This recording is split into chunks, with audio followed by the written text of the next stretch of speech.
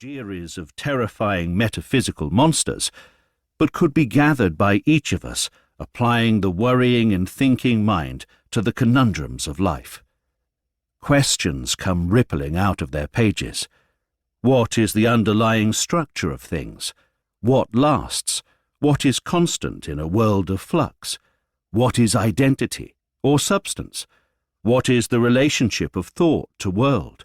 What is being? What value? What justice? And in the light of any answers to those questions, how should we be? How should we treat each other? I never knew John Raven. He died 10 years before I met his daughter, but it is one of the miracles of books that through their pages you can start to know a man decades after his death. I could, in a way, hear him and converse with him through his printed words. And as we sailed through the Aegean that day, and as I looked at the chart beside me, I began to ask why this eruption of new thinking had happened in this place and at that time. Almost in view from the cockpit of our small chartered boat was the whole province in which Greek philosophy had begun. Those grey-blue masses of island and mainland hid within them, the thinkers' cities. 30 or 40 miles to the south in Miletus was the birthplace of the first theorists of the physical world.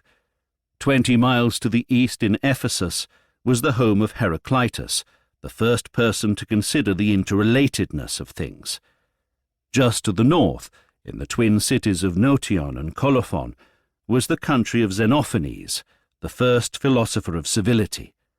Just over the horizon was Lesbos, the island of Sappho and Alcaeus, the greatest early lyric poets.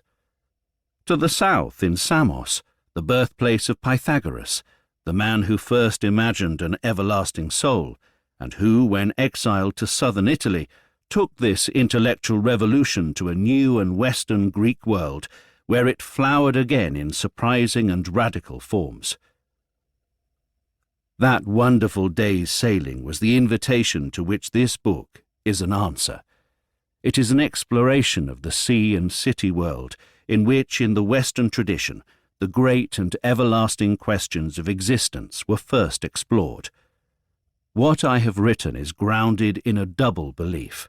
First, that places give access to minds, however distant and strange, that philosophy has a geography, and that to be in the places these thinkers knew, visit their cities, sail their seas, and find their landscapes, not overwhelmed by the millennia that have passed, is to know something about them that cannot be found otherwise.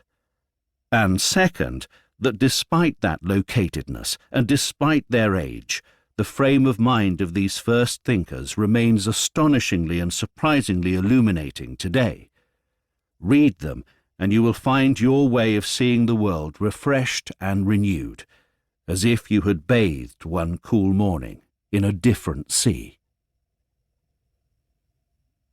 Metaphysical philosophy, that branch of thought which deals with the first principles of things, the nature of being and knowing, is, as Bertrand Russell wrote in an early essay, the attempt to conceive the world as a whole.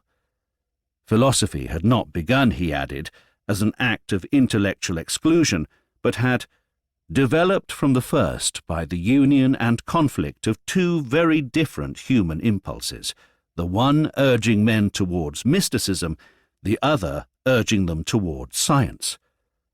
Russell thought that super-rationalists, he named the 18th century Edinburgh philosopher David Hume, may have achieved greatness through science and analysis alone, and others, such as Hume's younger contemporary William Blake, through deep mystic insight. But the greatest men who have been philosophers have felt the need both of science and of mysticism. The attempt to harmonize the two was what made their life, and what always must, for all its arduous uncertainty, make philosophy, to some minds, a greater thing than either science or religion. That meeting of impulses is what defines philosophy. Its place is to bridge the transition between the perception of a universal harmony and the daily encounter with the world as it is, in all